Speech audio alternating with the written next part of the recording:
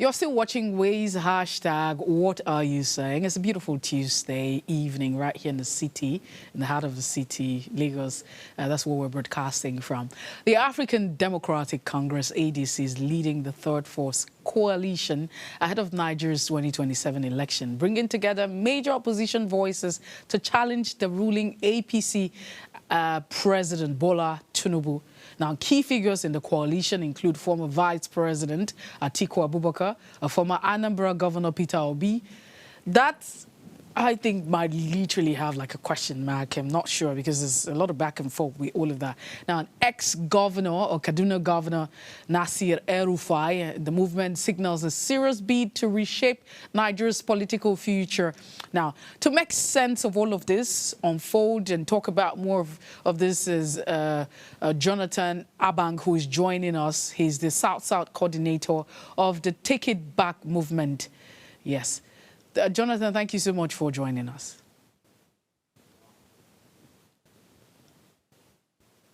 Hello, Jonathan. Oh, no. This is what we don't anticipate. Yesterday, I went on that rant about talking about why we're not having a functional system.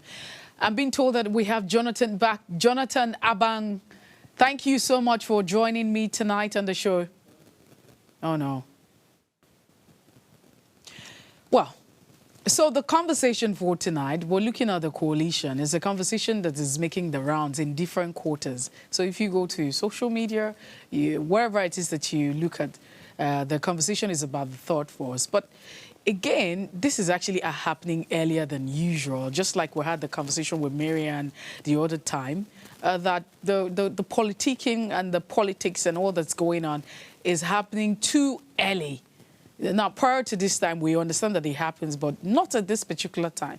But if you look at the entire space, all the content, all the information is about the coalition, is about 2027 election. And we're just already in 2025. But we will talk more about this. We'll look at those who have actually formed this party, those who are part of this party projecting the coalition.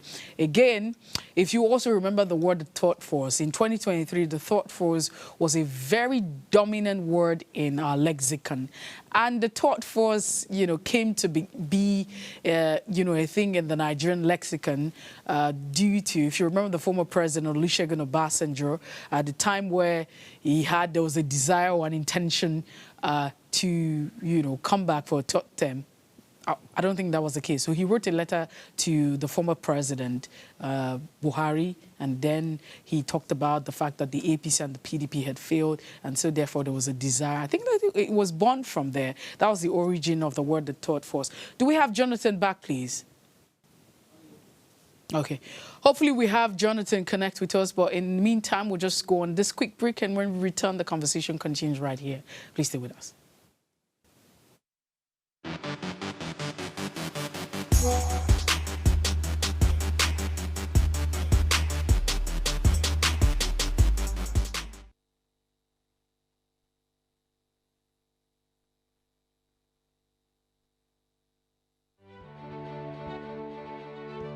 Nigeria, by extension Africa, battles a growing youthful population, and with little or no meaningful engagement, leaves a ticking time bomb on our hands.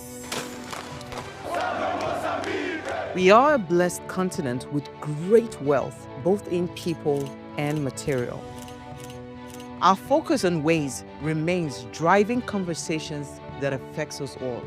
Topics in the news, social concerns, politics, leadership, governance, empowerment, resource management, conflict management, finance, SME sustainability, technological innovation, food security, health, education, brain drain, our well-being, citizenship, and much more.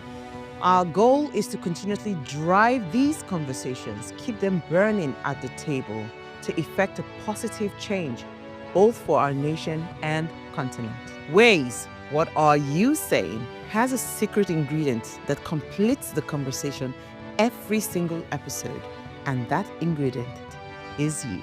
Our past conversations shaped our yesterday. To shape our tomorrow, we must keep talking. So, I want to hear you. Be a part of our live conversations Mondays through Fridays. And let's all have our say.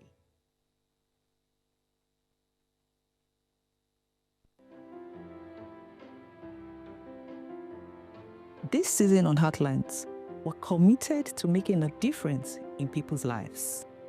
So Heartlands, in partnership with Reda Consult, is offering 12 free slots of counseling every quarter for people in need of professional counseling.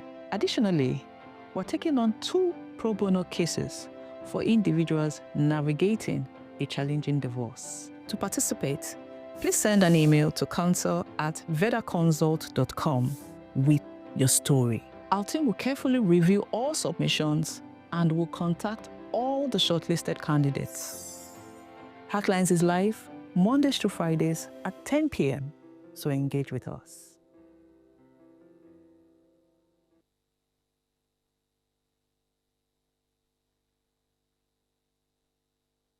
Tell us you're a Nigerian without saying a word. Energy security is one of the most pressing issues for many developing countries like Nigeria. And if there's going to be any meaningful progress, addressing our energy issues is non-negotiable. I need to see light from my house. Make them do something. Band A is expensive. I literally have to turn off all my appliances just to reduce costs. We need light. Introducing the Energy Outlook, your go-to show for everything energy. Every week, we'll bring you the latest insights, innovation, and in-depth analysis of Nigeria's energy sector. From policy discussions to regulatory insights, we will analyze the key decisions influencing growth and sustainability in the energy sector. We'll bring you the human stories behind the headlines, giving you a personal perspective on the broader energy challenges. Join me every Friday at 6 p.m. for the Energy Outlook, your guide to the future of energy, where energy means business.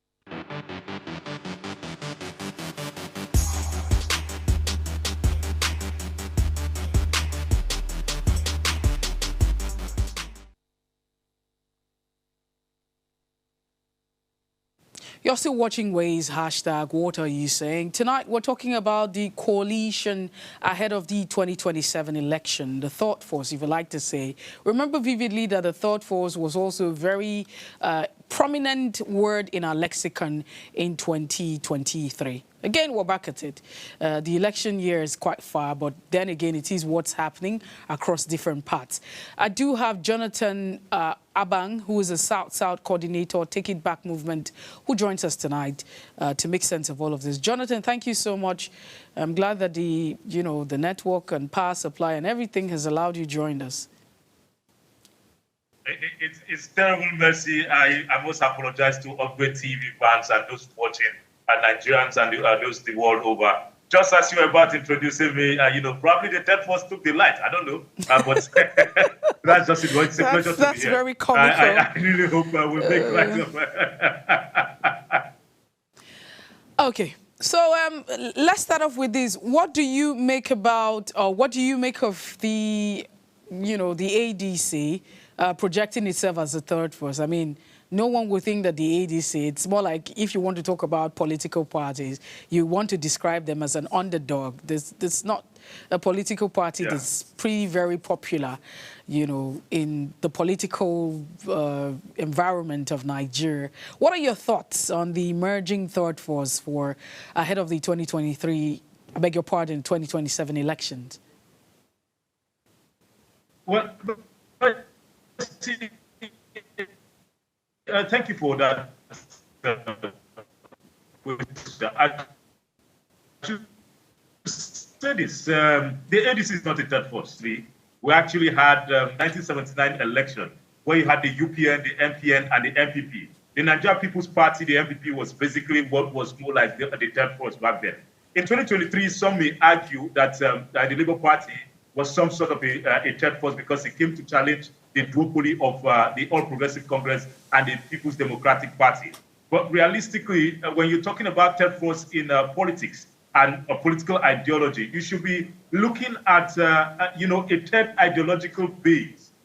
Here we have a situation where the existing duopolies, and at some point in time, now we're even tilting towards a monopoly, a one-party state, just have one particular ideology. So we don't even have two ideologies per se amongst these political parties that you could say it's actually a genuine third force.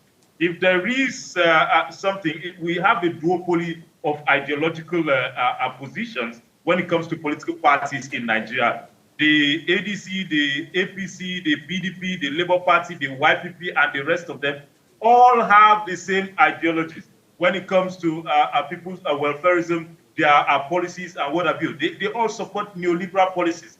The only other party that has stood out in its ideological leaning is the African Action Congress, AAC, which was formed just a couple of years back in 2018. So that's the only one. So we don't really have a third force, as it were. Unfortunately, our friends in the media have given verve and vitality to the narrative being pushed by and bandied about by politicians and some Nigerians who are privileged to occupy public offices over the years. We don't have a third force. The ADC is not a third force. It's just a bandwagon of fellows from different political parties who have switched from different political parties in the past and the ADC is now looking more like a veritable platform to challenge,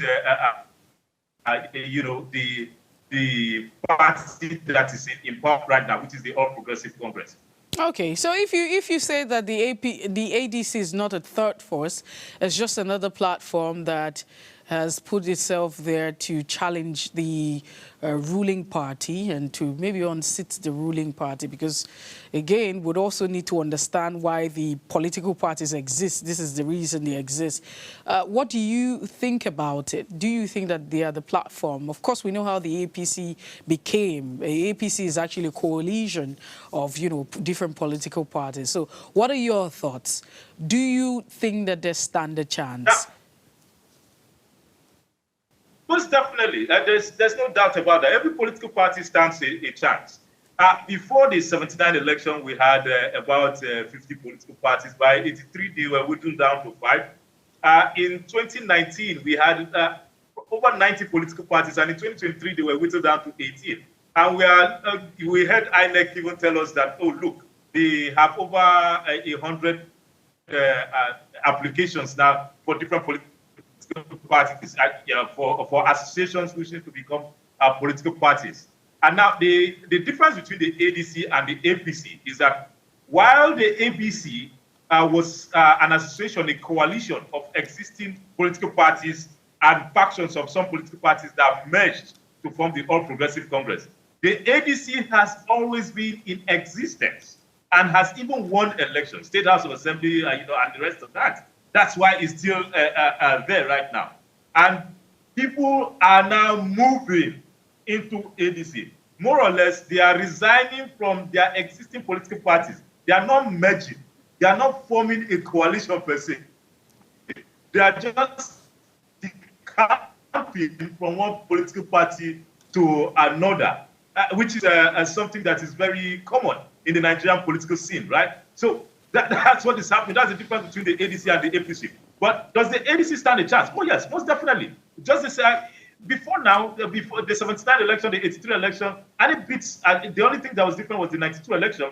We've seen a situation where some political parties could not mount any serious challenge because they were existing mostly around ethnic lines, sub-regional lines, and what have you. We saw that also play out in 2003, in 2007, and in 2011.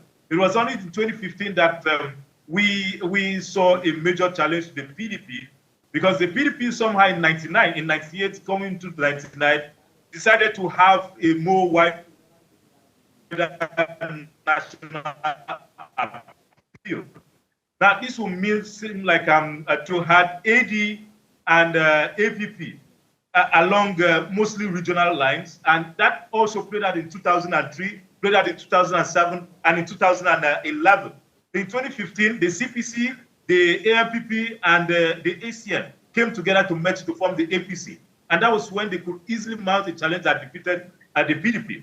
In 2019, we saw a scenario that resembled the 79 election. 2019, we saw a scenario that resembled the 99 election. And by 2023, we saw something that looked like the 1979 election. So for me, it's just basically people who are coming together to say, okay, how best can we challenge the people around now?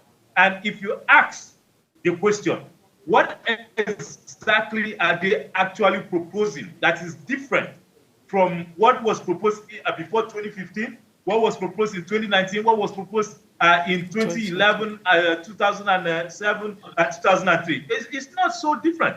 That's the reality. So it's more of a power game, a power tussle between a privileged few who we refer to as political elites.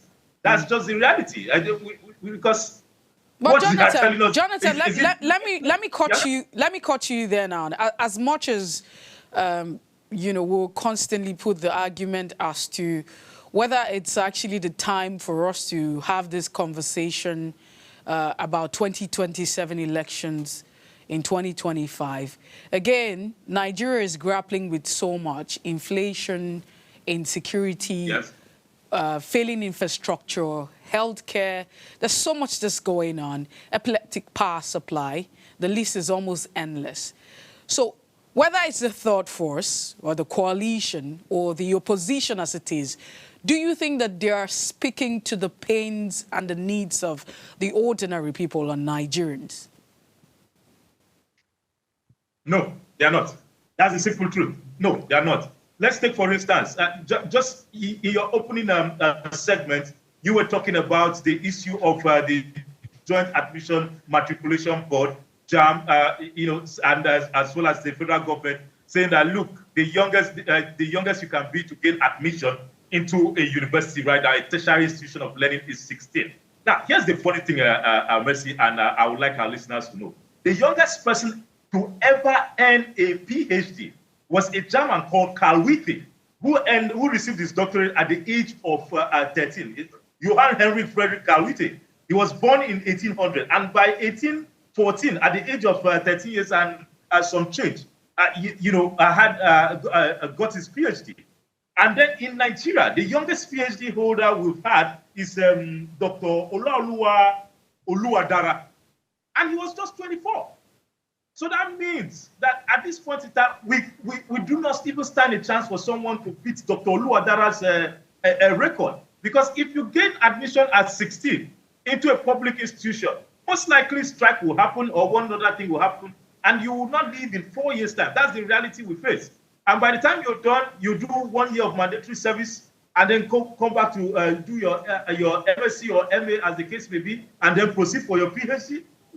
You're already 27, 28, 29. That's the reality. What has the ADC said about that? Absolutely nothing. We saw what happened in Yellowwater in Benue State. What exactly happened afterwards? Oh, just press releases and press statements. Unfortunately, we have gotten to a point in Nigeria where conversations about the next electioneering cycle start immediately after the final arbitration, the final court, which is the Supreme Court for the presidential and governorship elections, and then the Court of Appeal for the House of Assembly and the National Assembly elections, decide on the issues brought before them, on the appeals brought before them. That's the reality we face on ground. We like to deceive ourselves that we practice what we call democracy in Nigeria. The simple definition is a government of the people, by the people, and for the people. But what we have right now, helped by the petty bourgeoisie that populates our ruling class right now across the country, is a government of the people, where the people go to vote periodically to elect their leaders, the people who will lead them. but we do not have a government by the people and for the people. A government by the people, it is a participatory government. We are talking about the National Assembly amending the Constitution right now. And the question is, you look at the way they are designing the public hearings, it is difficult for the common man to participate. So we had a town hall meeting in South, for instance, in Uyo, Akwa Ibom State Capital, for the entire South region. How do you expect the farmer in Belekete or in Banuku, or the person in Brass, in Bayelsa, or the person from Degema in Rivers, to find their way to Uyo and not to Ikorekwane, where it was actually held, and then participate for 2 days? It doesn't work. That's not the government by the people. The House of Reps is doing theirs this Saturday, this coming Saturday. And the way it is structured too is difficult for the poor man. So we do not have a government by the people. And because we do not have a participatory government, we don't have a government for the people. That's the reality. For me, it should be too early. We should be focused on governance right now. 2 years in, even before 2 years in, we already saw endorsement campaigns for 2027. When INEC is here to even proclaim the 2027 elections, the Electoral Act 2022 as amended says INEC has to proclaim the election up to a year before. So we should be looking at February, March next year for INEC proclaiming the 2027 election. But as early as February this year, we already had endorsement campaign. And if you check for the South region where I am from, and even across the country, we are seeing continuous endorsement activities, so much so that governance has taken a backseat. You imagine the National Assembly sitting down, forgetting their jobs as legislators, to go and sit down in a hall in Abuja to move motions.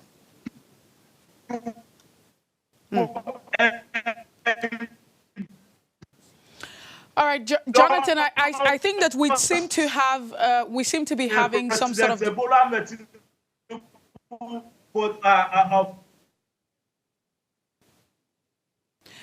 Well, we seem to be having some network disconnection right there.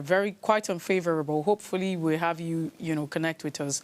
But if you're watching and if you can hear us, I mean, we'd like you to be part of the conversation, really. Just send an SMS or WhatsApp to the numbers 081-8038 and 46 and 63. The phone lines are also open. It means you can call the numbers 070-2500 and 77 and 49. Or 070-1424-24 and 20. Let us hear what you have to say. The coalition, the Thought Force Movement Coalition ahead of the 2027.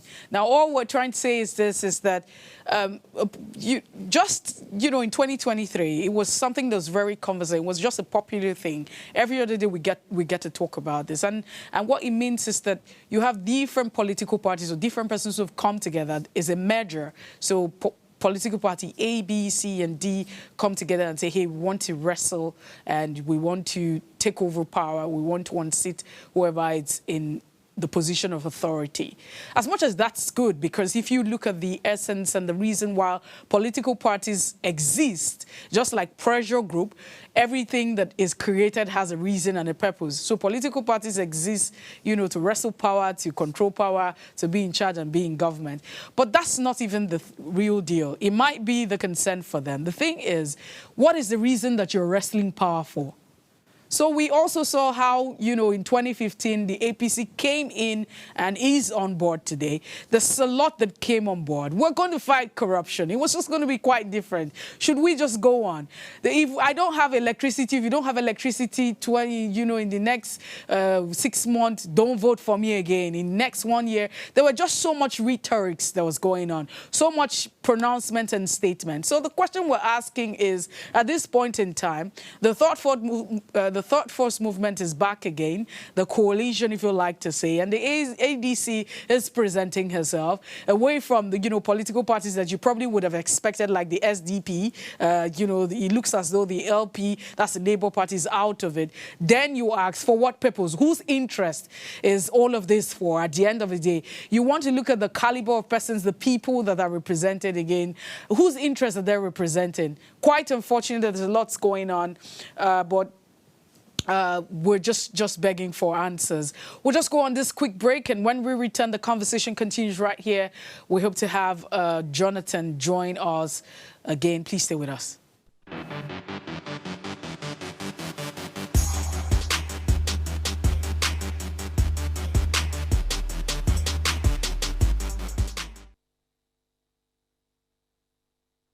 All right, thank you so much for staying tuned. The conversation continues. Jonathan is here. We're talking about the Thought Force movement, the coalition ahead of the 2027 elections. Jonathan, the Electoral Act is quite explicit on why we can't have this kind of conversation, electioneering and campaigning, but that has become a thing in disguise or outrightly. What exactly do you think that we're dealing with, and why is INEC not acting?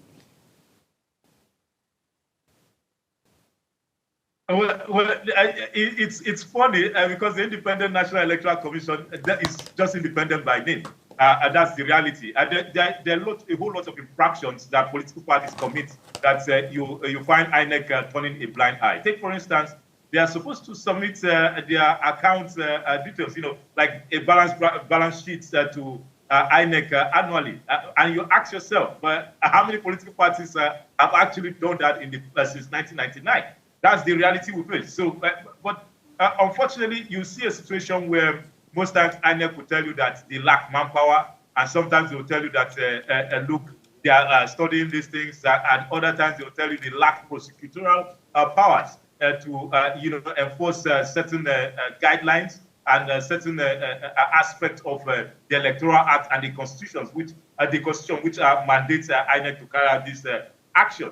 But here we find ourselves. But you still also find out that at the end of the day, most political parties, and I had this discussion with a stalwart of the People's Democratic Party earlier today, and also a couple of days back with the stalwarts of the APC and the AAC. And I asked, are we not campaigning for 2027 outside of an election cycle? And the answer was given was that endorsement is not campaign. That endorsement is basically what they call it. He gave me the phrase that is a political evangelism. It's more like political parties doing mobilization and orientation, which is part of the role cover for them by the laws of the land.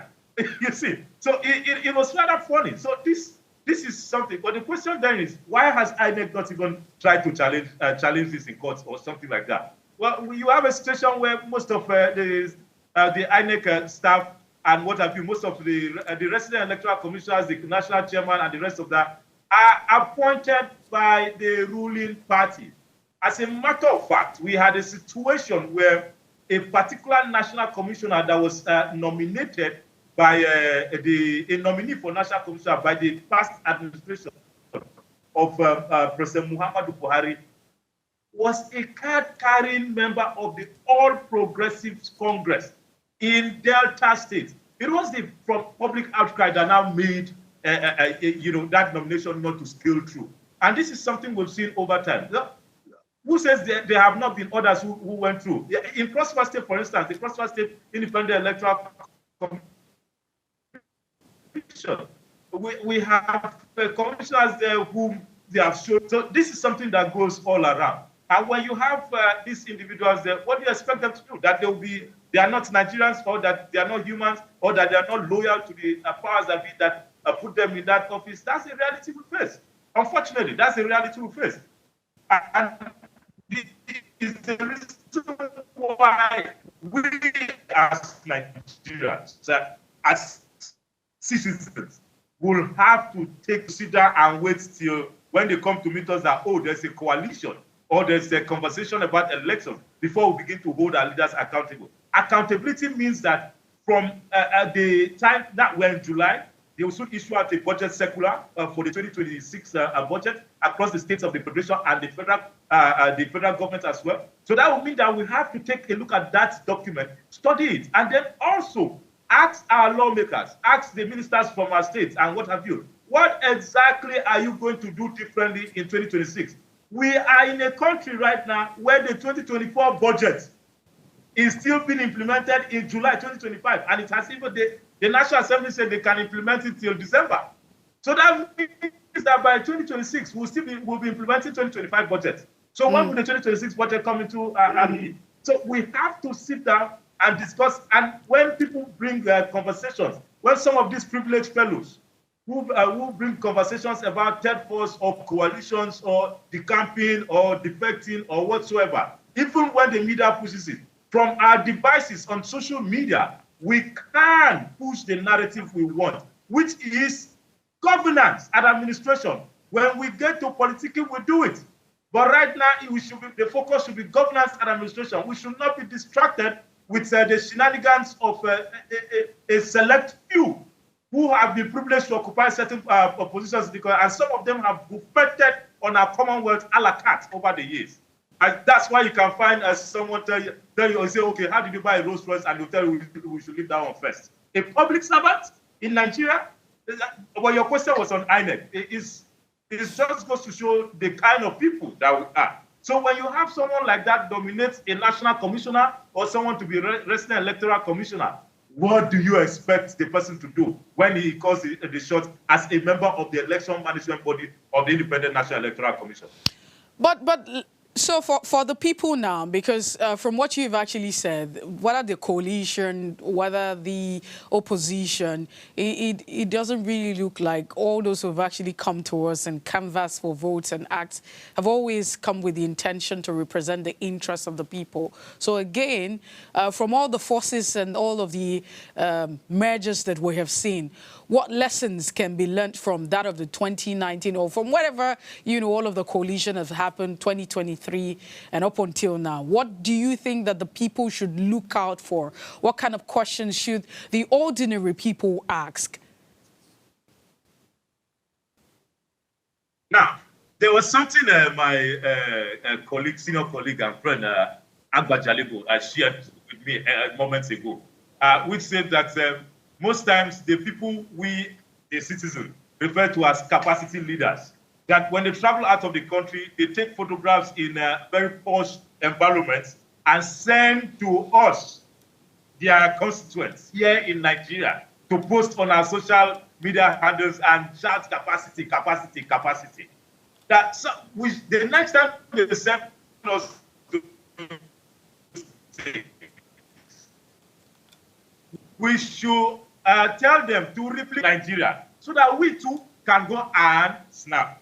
After all, there's nothing that says we cannot be there. Tomorrow, we may amend the constitution and say, look, we don't want human beings anymore in the National Assembly, we want robots there. And every 4 years, we'll just change the software that you are just occupying an office, and so you are privileged to that. That's the reason why I use I qualify each time I refer to our fellow countrymen occupying these offices as a privilege. What can we learn? First, my fellow Nigerians, the lie that your vote does not count, we should rubbish it, repudiate it, and stuff it down the furthest pits we can find. Our votes do count. For the first time in a while, we saw opposition political parties, not the APC, not the PDP. We had 21 senators that were not they were not in APC and were not in PDP, although a lot of them have now moved to one of these two political parties. What does that tell you? We saw an Okada man win an election into the House of Representatives. And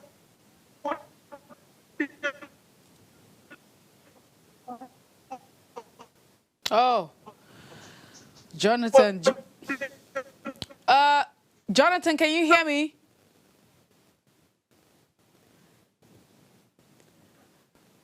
Jonathan, can you hear me? I mean, you were making a very, very interesting point, and I was just listening. I wanted to hear you land with that particular one. But it's quite unfortunate that we can't hear you, maybe because of your connection.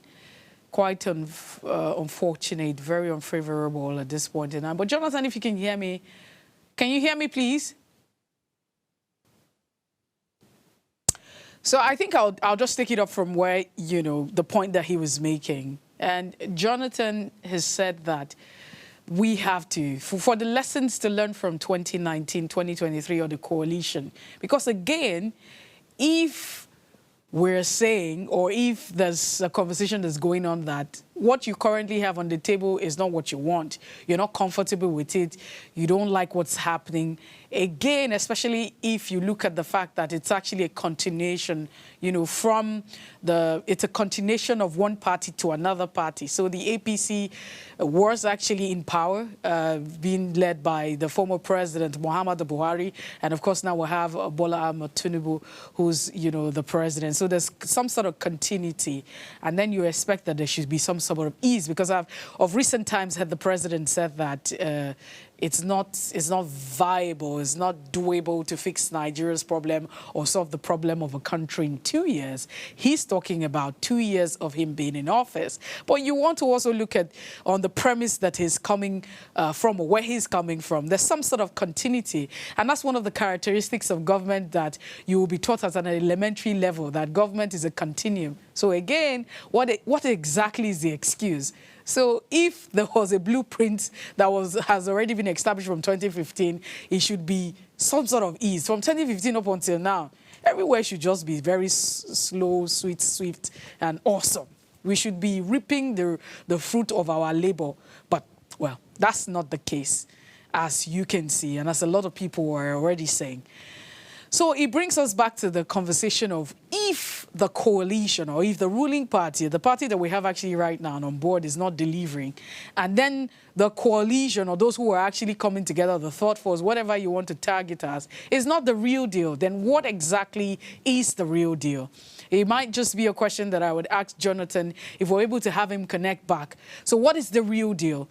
Now, if there's anything to learn, because we've also had this movement, we've also had this presentation, including the APC. The APC is here as a result of the merger. It's a merger. It was just a combination of all the political parties that have come together. So what lessons can we learn from the people who are coming to present the platform and say, hey, we're the ones to turn the country around. We're the ones to make sure that everything is okay and that you'll be in the land that is flowing with milk and honey? I don't think that the Nigerian people are asking for too much. So what are the lessons that we need to learn is the question. And one of the things that Jonathan had said, or he mentioned in the course of this conversation, is that you see the whole notion of saying that your vote does not count is a lie. And while he said that, I wish you could see my reaction. I nodded to that because I can agree. The truth is, your votes actually count. It is just a lie.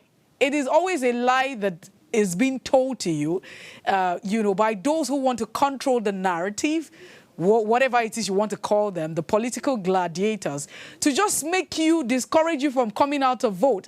And that's why, as much as we had a lot of registration, those who turned out to register to be part of the elections in 2023, when we looked at the turnout, it was nothing to write home about. Then you could see that, I mean, looking at that election, you could see that there was, as much as some people turned out, you could also see some people were not interested.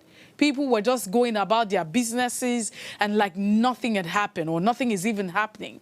And that's not the case, because every other time I go on the street where I'm on, you know, interacting with people, you always hear people just sound very defeatist, beaten down, giving up and saying, our vote does not count. No, not we vote, or our vote they count for this country. That's what they say. No. I not feel worry myself. Vote they count. Whether you vote or you no vote, that's a lie. So your vote counts. That's the truth. The number, the power is in the number. If you understand, if the people understand that the power is in the number and the power lies in your hand, until the day Nigerians, all of us, you that's looking at me now, yes, you, I'm talking to you, you understand that the power is in your hands and that you control the narrative and that you are the one that's powerful, because you've been told that, no, you don't matter in all of this. You do matter. The power is in your hands, but you don't know that. And because you don't know that, you just act differently and behave anyhow. So it discourages a lot of people to come out. And people say, oh, it doesn't matter. They will always do what they do. No. If you come out, it is more difficult for the system to be truncated if more people come out to vote. So yes, this should not discourage you, regardless of what's going on in the system now, regardless of what's happening, regardless of what happened in 2023. If we sit back and think about who is in charge and who is in control, then you would understand that the power lies in your hand. It's a conversation that we'll continue to have. It's quite unfortunate that it's just in 2025. We're already talking about the election that is not very close, 2 years away from us. It's the Electoral Act prohibits any sort of campaigning. But as the people that we are, we're already hearing the excuses that it's some sort of evangelism, it's some sort of endorsement, it's not outright, campaign. And so there would always be, let's go to court and defend all of that, because that will be the next conversation. So let's go to court. And when you go to court, there will be different interpretation and they'll win. But we already know the gimmicks and the plan that were all that's actually going on. So it's just for us to sit up and ask the relevant question. Again, there's also some sort of constitutional review that's going on. So do you know that there's a constitutional review that's going on? How can the people be part of the Constitution? We have constantly queried. If you go online, if you go in the system, you hear people say that, oh, the Constitution does not reflect the interest of the people. It's a military constitution, a constitution that was written by the military, we the people. Because again, if you look at the 1999 Constitution, it starts by saying we the people. Who and you and who is we the people? Because I wasn't there when that Constitution was made, and that's the truth. So which people does it represent the interest of the people? Now that you're having a constitutional review, how many Nigerians are aware? How many people, those in the hinterlands, I mean, those in those places, even those who are even in the city, how many persons are aware? How many persons are part of it? So at the end of the day, this review that is happening, when at the, the conclusion and everything that you have, would you have the interest of the people reflected? It's just so much that's going. This is the time where we say, how do we have a budget cycle? Because I thought for once, just after, a president, between the time we had the former president and the current president, it looked like we had returned technically to the budget cycle of having the budget between, ending from December, and then you have a new budget cycle running from January.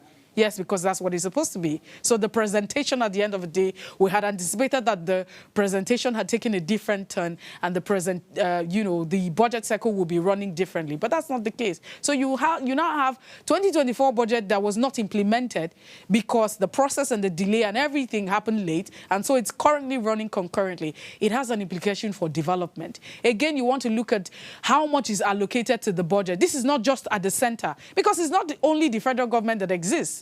You have other parts of government, but usually we're always focused on at the center. So we call on the president. There are 36 states in this country, including the FCT. That means that you have a state where you're from. It doesn't matter where you are resided. Well, I'm being told that we have to go at this point in time. This conversation will continue. We have no business talking about the 2027 elections in 2023. But however, being that that is the case, we can have this conversation side by side. The issue of governance should not be relegated to the back. Ask your leaders, those who are representing you at the state assembly, at the federal assembly, your local government chairman. There's going to be a local government elections. We all have to be involved. You cannot fold your hands or cross your fingers and expect a different thing to happen when you're not involved and asking the right question and being part of the entire process. That's all we're saying tonight. Thank you so much for being part of the show. And Jonathan, unfortunately, I will not say Nigeria happened to you. I just hope that we can just have a very smooth, time where everyone can just have a great time, because basic life is basic. It's not supposed to be too much. But thank you for tuning in. 8 o'clock up until this moment, it has been an amazing time. Jonathan, Abang, thank you so much for being part of the show. Hopefully, we're able to have you in another time in a better condition, and we'll continue with this conversation. But before I go, I'd like that you subscribe to our YouTube channel. It's at Official Upgrade TV, and you can also interact with us further. Peradventure, you were unable to call or, connect with us. Drop a comment, and most importantly, follow us on all of our social media platforms and engage. And remember to like, share, comment, and invite your friends and family to watch the show afterwards. And follow us. Very important. Now, if you missed out on a quote for today, this is what it's got to say. The biggest asset of this country is in the north. Okay. So I think that this is quite different from what, we had earlier on. But that's what you have on the screen. Thank you so much. All things being equal, I'll see you tomorrow at 8 p.m. Enjoy the rest of your evening.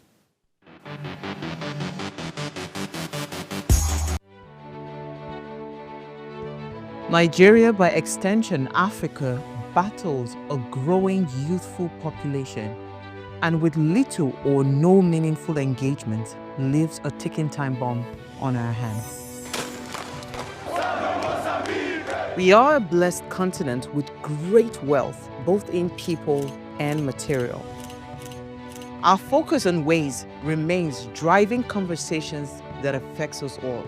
Topics in the news, social concerns, politics, leadership, governance, empowerment, resource management, conflict management, finance, SME sustainability, technological innovation, food security, health, education, brain drain, our well-being, citizenship, and much more. Our goal is to continuously drive these conversations, keep them burning at the table to effect a positive change, both for our nation and continent. Ways, what are you saying, has a secret ingredient that completes the conversation every single episode, and that ingredient is you. Our past conversations shaped our yesterday. To shape our tomorrow, we must keep talking. So, I want to hear you. Be a part of our live conversations Mondays through Fridays. And let's all have our say.